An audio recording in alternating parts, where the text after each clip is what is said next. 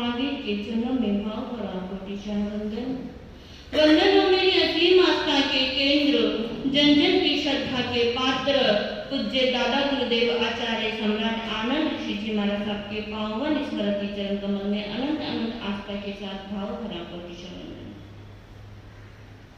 पंचम आर्य में तीसरे पद को शोभायमान करने वाले, सिंगदेव स्वामी के पाठ की शोभा को निरंतर आगे बढ़ाने वाले वर्तमान आचार्य ध्यान योगी श्रद्धेय गुरुदेव डॉक्टर शिव मुनि जी महाराज साहब, मुझे संसार रसा से पार कराने वाले, 84 के भेद का ज्ञान देने वाले, मेरे आराध्य, मेरे दीक्षा प्रदाता गुरुदेव श्रमण संघ युवाचार्य भगवान परम पूज्य महेंद्र ऋषि जी महाराज साहब, महाराष्ट्र के प्रवर्तक आनंदपुर कमल दिवाकर परम पूज्य गुरुदेव कुंदन ऋषि जी महाराज साहब एवं संपूर्ण ब्रह्मांड में स्थित समस्त गुरु भगवान के चरणों में अनंत अनंत आस्था के साथ भाव भरा कोटिशाह वंदन।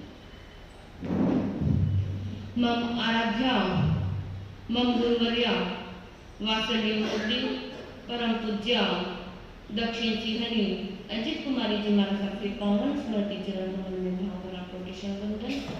गुरुवर्य के बताए हुए वचनों पे चल करके अपना संपूर्ण जीवन तपस्या में रखने वाली 63 आराधिका चंदन महाराज जी महाराज साहब, मधुर व्याख्यानी पूज्या पद्मावती जी महाराज साहब एवं यहाँ पर मंचासीन आगम ज्ञाता साहित्य रसिका मधुर गायिका परम पूज्या विश्ववंदना जी महाराज साहब, संपूर्ण ब्रह्मांड में स्थित गुरुवर्य तुल्य सभी साधुगण के चरणों में भाव भरा कोटिशाह वंदन। आनंद दरबार में उपस्थित धर्म प्रेमी बंधुओं, माताओं और बहनों, आपकी उस पवित्र आत्मा को मेरा सतशः आनंद गाथा का आनंद लेते हुए,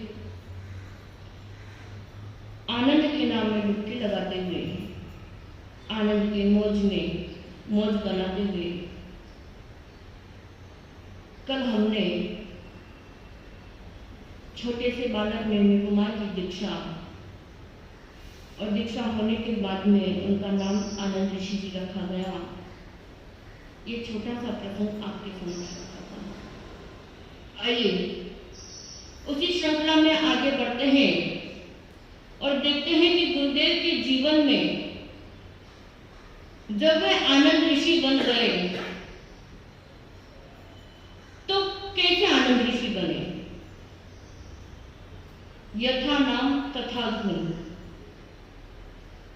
हर किसी का नाम भी ऐसे ही नहीं रखा जाता। और अगर पूज्य गुरुदेव रत्न ऋषि जी महाराज साहब ने उनका नाम आनंद ऋषि रखा तो उन्होंने भविष्य को जान करके, भविष्य के वातावरण को देख करके, क्योंकि वे दूरदृष्टि थे, हमेशा दूर की सोचा करते थे और उन्हें मालूम था कि उनका लाडला शिष्य कैसा है और कैसे कैसे कार्य कर सकता है, कैसे अपने नाम को सार्थक कर सकता है, और मुझे उसका नाम वास्तव में वैसा रखना है कि वह उसके नाम के अनुरूप कार्य करे।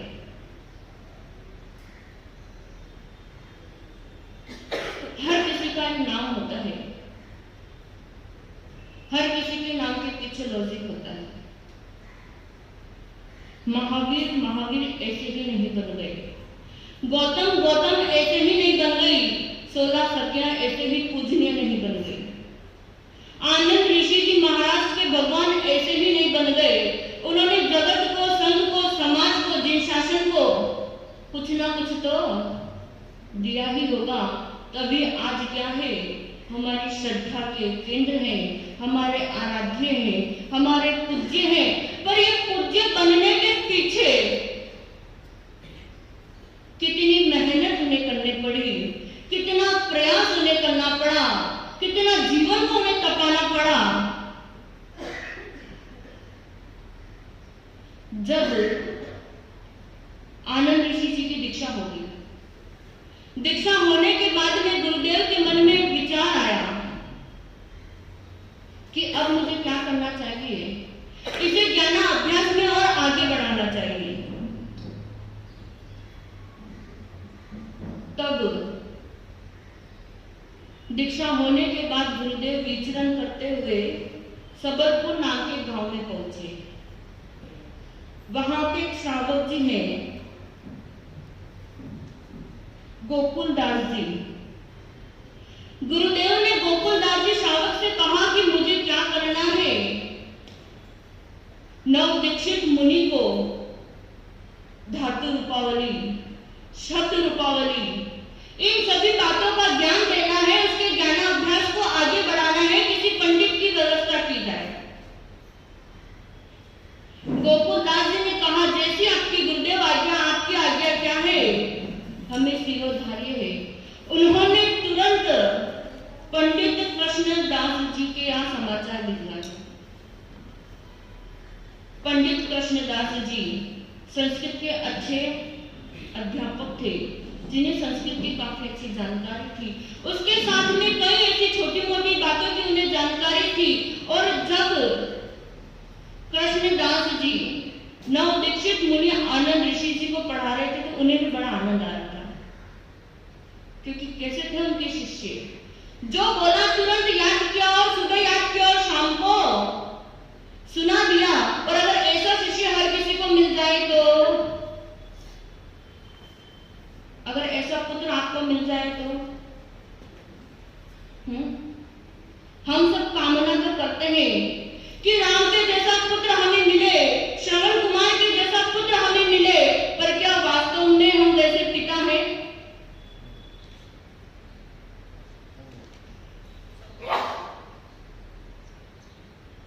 पर आनंद ऋषि जी के लिए रत्न ऋषि जी वैसे थे। उन्होंने अपने शिष्य को पास में बुला करके कहा, आनंद तुम्हें किसी पंचायती में नहीं पढ़ना, ना ही किसी श्रावक और श्राविकाओं के पास बैठना है, ना ही किसी बात के अंदर रुचि दिखानी है। अभी तो मात्र और मात्र तुम्हें ज्ञान अभ्यास करना है। ज्ञान में जितना आगे बढ़ोगे उतना क्या हो जाएगा, तुम्हारे लिए अच्छा होगा। और मेरा सपना है कि तुम ज्ञान योगी बनो, और ज्ञान योगी ऐसे ही नहीं बना जाता, ज्ञान के अंदर उसको क्या करना पड़ता है? तपना पड़ता है। कहा, गुरुदेव मैं आपका हर सपना साकार करूंगा, मेरा हर समय प्रयास रहेगा कि मैं आपको कभी निराशा नहीं दूं, मैं कभी आपकी आज्ञा का उल्लंघन नहीं करूं, मैं सदैव आपकी सेवा में तत्पर रहूंगा। उधर शास्त्री कृष्णदास जी बालक नेमी कुमार को पढ़ा रहे, जितना पढ़ाना था उससे ज्यादा वे पढ़ा चुके, और उनके पास पढ़ाने को कुछ नहीं बचा। उन्हें पता चल चुका था कि मेरा यह विद्यार्थी बहुत आगे तक जाने वाला है, और इसको जिस ज्ञान की आवश्यकता है वे ज्ञान अब मेरे पास नहीं है। मेरे पास जितना ज्ञान था उतना ज्ञान मैं से अर्जित कर चुका हूं, और वह उतना ज्ञान क्या कर चुका है? अपने अंदर ग्रहण कर चुका है। क्योंकि ज्ञान को ग्रहण करने की एक सबसे सरल कुंजी है विनम्रता भाव होना। जब तक हमारे जीवन में विनय नहीं आएगा तब तक हम ज्ञान को अर्जन कर सकते हैं। क्योंकि सबसे पहली पूंजी अगर परमात्मा ने बताई है तो विनय की बताई है, और उत्तराध्ययन सूत्र का भी पहला अध्ययन हमें विनय का पाठ सिखाता है, जो गौतम स्वामी के माध्यम से हम सीख सकते हैं। और अगर वर्तमान की बात करूं तो पूज्य गुरुदेव आचार्य भगवान आनंद ऋषि जी महाराज साहब से हम विनय सीख सकते हैं कि उनके जीवन में इतना विनय भरा हुआ था कि जब आनंद ऋषि जी महाराज साहब ऊपर बैठ करके ज्ञानार्जन कर रहे थे और गुरुदेव रत्न ऋषि जी महाराज साहब नीचे बैठे हुए थे, तो गुरुदेव रत्न ऋषि जी महाराज साहब के पास एक सुश्रावक जी दर्शन करने को आए। वह श्रावक जी दर्शन करके वहां खड़े हैं, और श्रावक जी ने बोला कि गुरुदेव आपको बहुत अच्छा सुयोग्य शिष्य मिला है, इतना विनम्रमान शिष्य मिला है कि वह आपकी आज्ञा को सदैव सर्वधारी मानता है, कभी भी आपकी आज्ञा का क्या नहीं करता, उल्लंघन नहीं करता। हमें ये जानकर के अत्यधिक प्रसन्नता होती है। श्रावक और गुरु के अंदर वार्तालाप चल रहा है। उसी समय उन्होंने तुरंत आनंद ऋषि की आवाज दी कि आनंद नीचे आओ। गुरुदेव उसी क्षण आवाज सुनकर के नीचे आए। 5 मिनट तक खड़े रहे, पर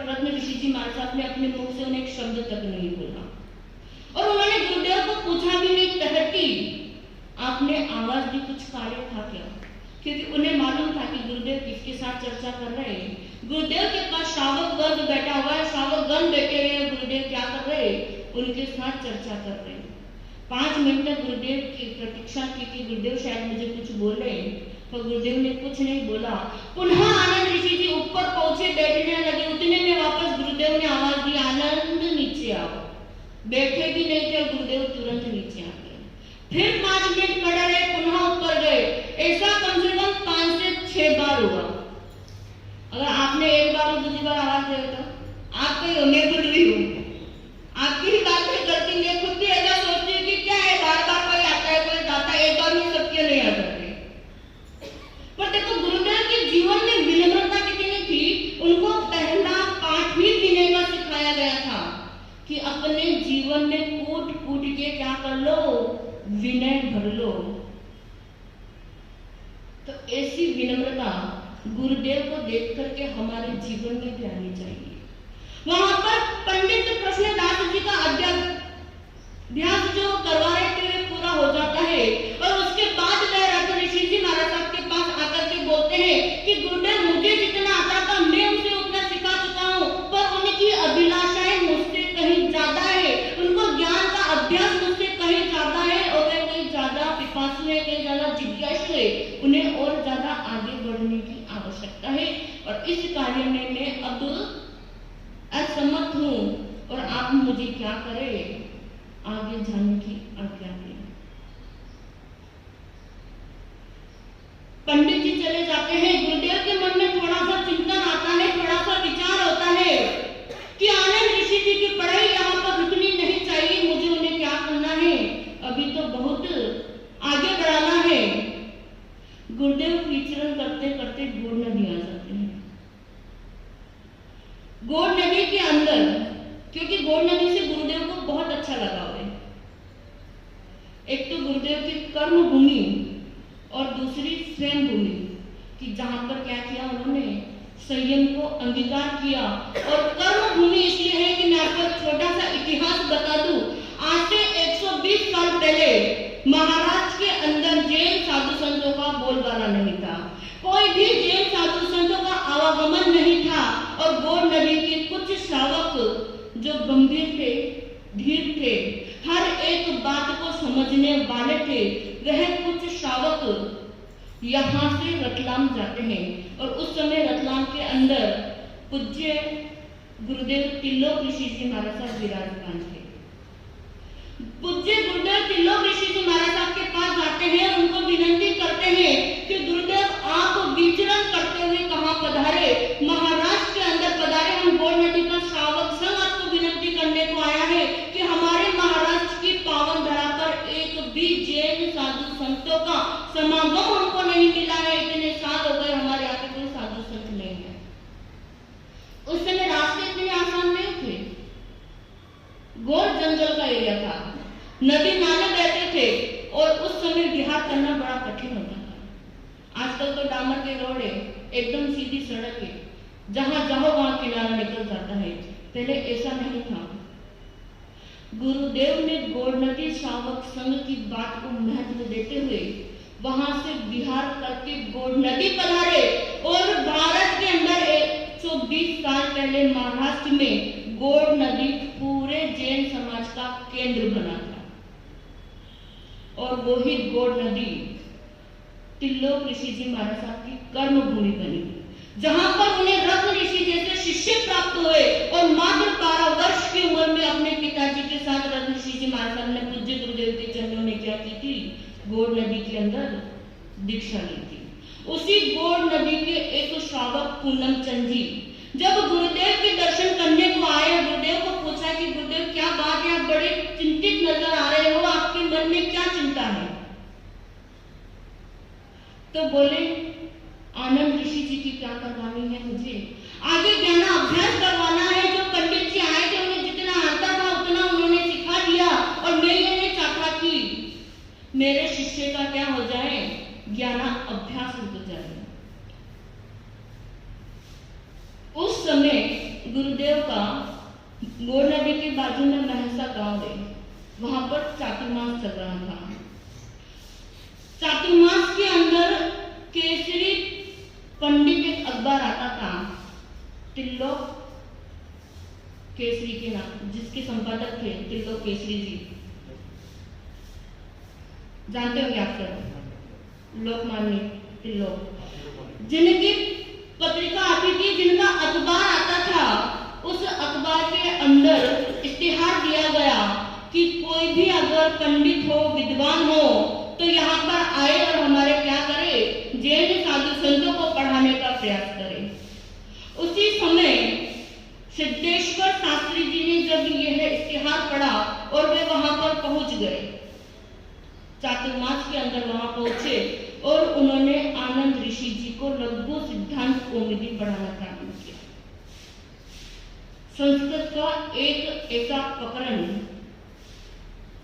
एक ऐसा दुरूह प्रकरण जिसे हम समझना चाहें तो हमारे लिए बहुत कठिनाइयां होती है, पर जैसे ही उन्होंने आनंद ऋषि जी को पढ़ाना प्रारंभ किया, उन्होंने भाप लिया कि यह विद्यार्थी क्या है, मुझसे भी ज्यादा ज्ञानाभ्यास है, इनको हर छोटी मोटी बात का ज्ञान है, संस्कृत के काफी अच्छी नॉलेज है, काफी अच्छी जानकारी है। कुछ समय के अंदर उनका लघु सिद्धांत कौमुदी हो जाता है और पुनः वे गुरुदेव के पास आते हैं। गुरुदेव कहते हैं कि जितना मुझे पढ़ाना था उतना मैं पढ़ा चुका हूँ, इनकी जिज्ञासा तो उससे भी आगे बढ़ने की है।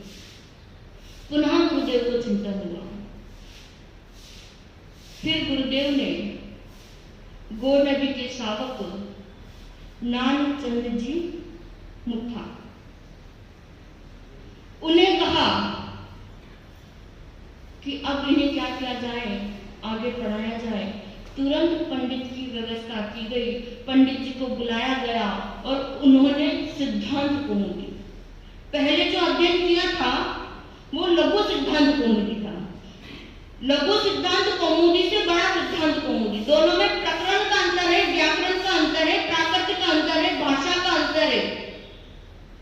हम जो भाषा बोलते हैं वो साधारण भाषा है, पर गुरुदेव आनंद ऋषि जी महाराज साहब की भाषा एक भिन्न भाषा थी। और जब उन्होंने संस्कृत सीखी, प्राकृत सीखी, तो वह जो पढ़ाने वाले शास्त्री थे उनके साथ आपकी और मेरी जैसी भाषा में वार्तालाप नहीं करते थे, पूरी संस्कृत भाषा के अंदर उनकी वार्तालाप चलती थी। काफी अच्छा उनका ज्ञान अभ्यास चल रहा था, काफी अच्छी उनकी स्टडी चल रही थी, काफी अच्छा उनको पढ़ने के अंदर रुचि आ रही थी। पर सिद्धांत कौमुदी का एक ऐसा प्रकरण, कितनी बार हम ऐसा देखते हैं कि जो सीए की पढ़ाई करने वाले होते हैं, नॉन स्टॉप पढ़ाई करें तो वो क्या हो जाते हैं, थोड़े डिस्टर्ब हो जाते हैं कि बार बार यही पढ़ाई करनी, बार बार यही एग्जाम देना, और क्या नहीं हो रहा है, मेरा रिजल्ट नहीं आ रहा है। उनके मन में आशात्मा आ जाती है, मन में थोड़े से विरुद्ध भाव आ जाते हैं, क्योंकि जहां मन में चिंताएं हो जाती है वहां मन संकल्प और विकल्पों की आशाओं से गूंथना प्रारंभ कर देता है। और कुछ आनंद ऋषि जी के साथ भी ऐसा ही हुआ। एक ऐसा प्रकरण जो उन्हें समझ में ही नहीं आ रहा था, शास्त्री जी ने एक बार नहीं, दो बार नहीं, तीन बार नहीं, कई बार उन्हें समझाया, पर ना वह उनके मन के अंदर उतर रहा था, ना वह उनके माइंड के अंदर बैठ रहा था। फिर भी शास्त्री जी ने बड़े आत्मीयता के साथ में आनंद ऋषि जी को कहा कि आप निराश ना होवे, मैं समझ सकता हूं कि इतने सालों से आप निरंतर संस्कृत का अभ्यास कर रहे हैं, ये सब बातें आप सीख रहे हैं, तो मन में क्या हो जाती है, थोड़ी सी निराशा आ जाती है। और एक ही चीज को अगर नॉन स्टॉप याद किया जाए तो थोड़ा सा मन क्या हो जाता है, उससे विचलित हो जाता है, उससे कहीं दूसरी ओर जाने की हमारी इच्छा हो जाती है। पर आप क्या करें, एक बार और मैं प्रयास करता हूँ, आपको सरल भाषा में समझाने की कोशिश करता हूँ। पुनः उन शास्त्री जी ने गुरुदेव को सरल भाषा के अंदर में ज्ञान समझाने का प्रयास किया, पर कहते हैं ना कि जब मन अशांत हो जाता है तो कोई कितना भी बोले कुछ समझ में आता ही नहीं है। चाहे कोई हमें कितना ही समझाने का प्रयास करे, चाहे कोई हमें कितना ही ज्ञान देने की कोशिश करे, जब एक बार मन के अंदर विचार आ जाए कि ये मेरे को अब समझ में नहीं आएगा, यह मेरे माइंड में नहीं बैठेगा, तो तो क्या हो जाते हैं, हम वहां निराश हो जाते हैं, हमारी आशाएं पूरी शांत हो जाती है।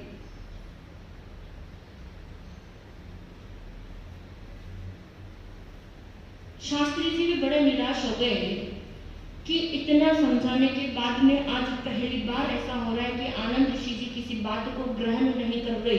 और वहां आनंद ऋषि जी भी निराश हो गए कि मुझे शास्त्री जी इतना अच्छा पढ़ा रहे, इतना समझा रहे, एक ही विषय को उन्होंने मुझे 5 बार समझाया, पर आज मेरा मन है कि इस चीज को ग्रहण करने को बाध्य हो रहा है। आज पता नहीं मुझे क्या हो गया कि मैं उस चीज को ग्रहण ही नहीं कर पा रहा हूँ। उधर शास्त्री जी के मन में भी चिंताएं चल रही है कि पहली बार ऐसा हुआ कि आनंद ऋषि जी किसी चीज को ग्रहण नहीं कर पा रहे, और इधर आनंद ऋषि जी के मन में विचार चल रहा है कि अगर यह प्रकरण मैंने ग्रहण नहीं किया और गुरुदेव तक समाचार गए तो गुरुदेव क्या सोचेंगे। शास्त्री जी बड़ा निराश हुए, वहां से उठकर के गुरुदेव के पास में आए और गुरुदेव से कहा, क्योंकि आनंद ऋषि जी ने डायरेक्ट शास्त्री जी को कह दिया था कि अब मैं आगे क्या नहीं करना चाहता, पढ़ना नहीं चाहता हूँ, मैंने जितना ज्ञान अभ्यास किया है, मैंने जितना पढ़ा है उतना ही बहुत है।